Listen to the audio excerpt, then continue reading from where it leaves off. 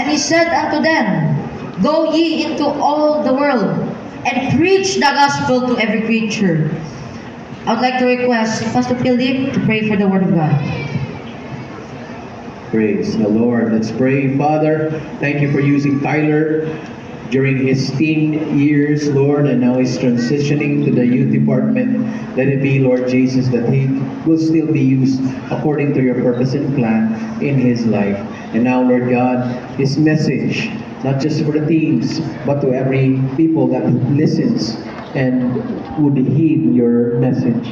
Let it be that he will preach under the unction of the Spirit, and let the Lord touch our lives. In Jesus' name.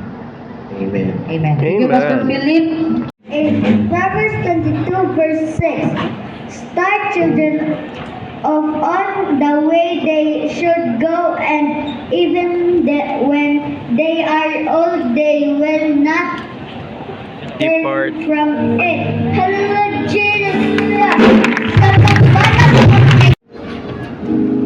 Ay, pogi. Are you ready for tithes and offering? Hala? Video lang para remembrance. Ang meaning ana mga igsoon, well of seven oaks, meaning balon sa pito ka panaan. Seven, meaning pabinawas ako, ladies and gentlemen, he is living, nabubuhay siya sa kanato. Muadto siya diri na asya makuha ang tubig. By the way, wala pa pong Davao Water District nung panahon na yon. Kaya hirap pong kumuha ng tubig. Pag ikaw ang isang tao na may balon ka or may well ka, hayahay ka.